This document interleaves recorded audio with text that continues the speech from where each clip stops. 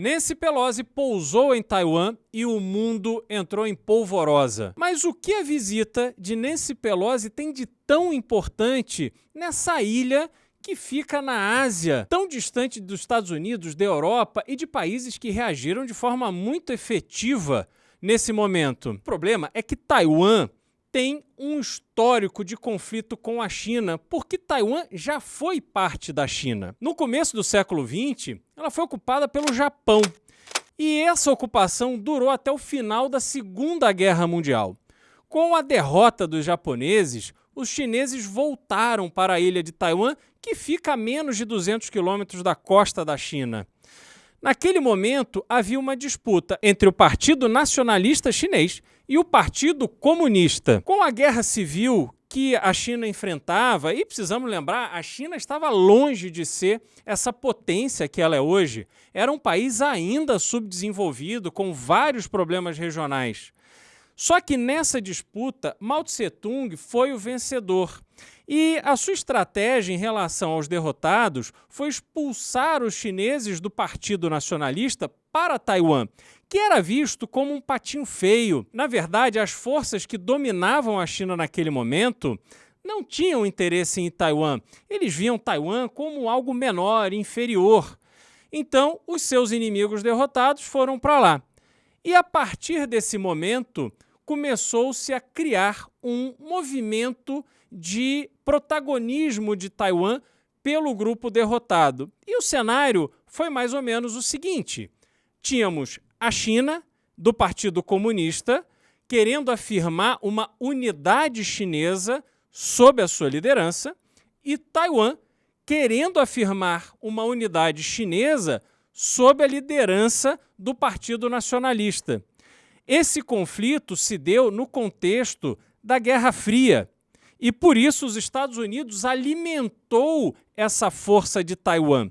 Taiwan, naquele momento, vivia de uma economia agrícola, não tinha nenhuma variação econômica que pudesse lhe fortalecer, e ela tinha uma atividade bastante limitada em relação ao mundo.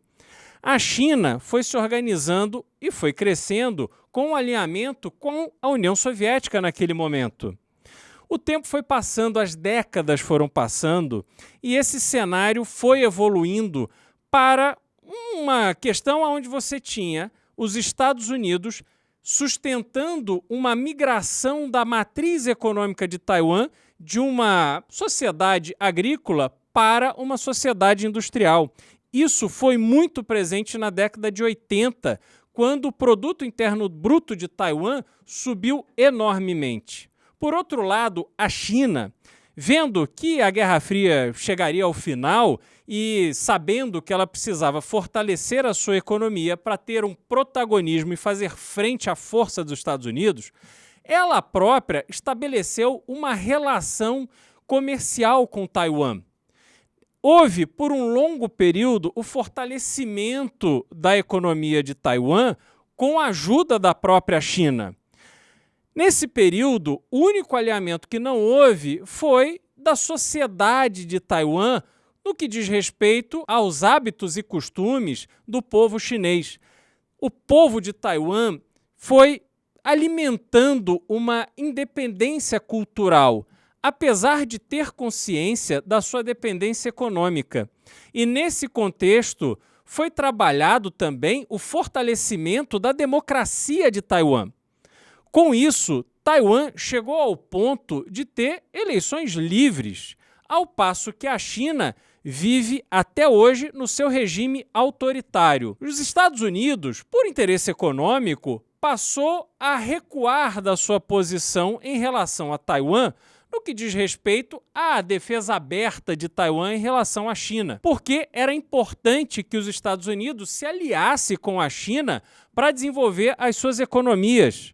Todos nós sabemos que há um intercâmbio econômico muito forte entre Estados Unidos e China hoje.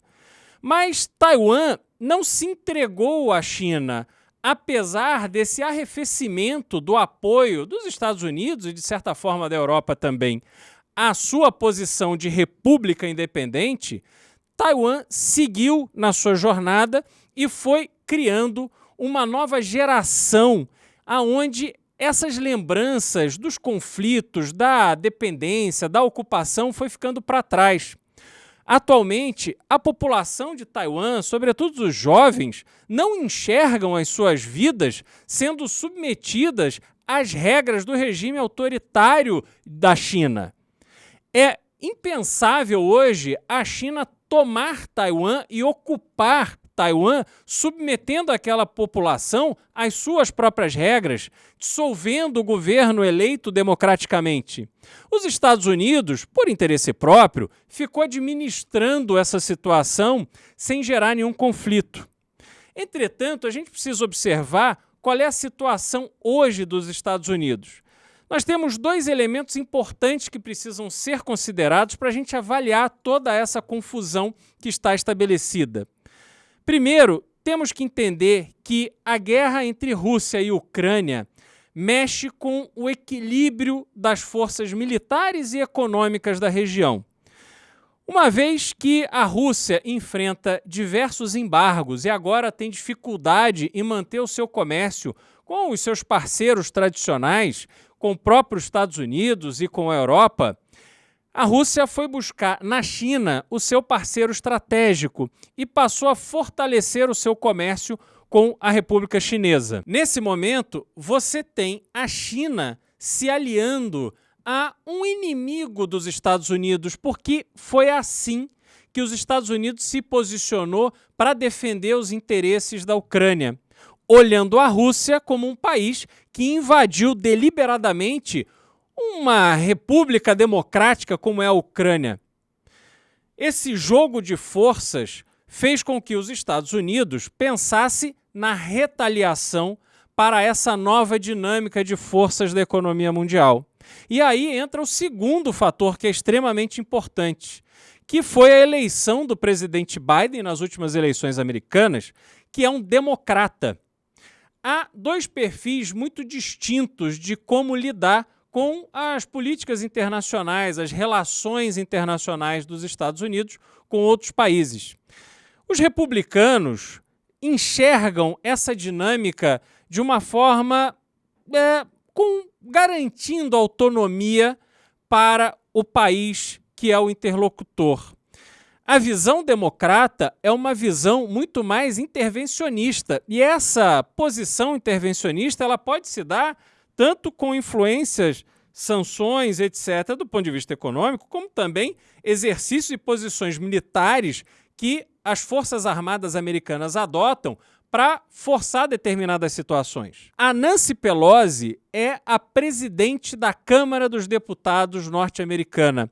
Ela é uma democrata histórica e a sua visita a Taiwan hoje é de um simbolismo enorme. Ela é, nesse contexto, a representante do presidente Biden, passando um recado para a China de que os Estados Unidos está disposto a fortalecer a sua relação com Taiwan e reconhecer Taiwan como um país independente, algo que não aconteceu oficialmente até hoje. A China já tinha avisado que, caso os Estados Unidos fizesse algum tipo de intervenção na relação entre Taiwan e China, que haveria uma resposta militar. Bom, não deu outra. Tão logo foi confirmada a visita de Nancy Pelosi a Taiwan, a China anunciou que faria exercícios militares na costa de Taiwan tão logo ela deixe o país.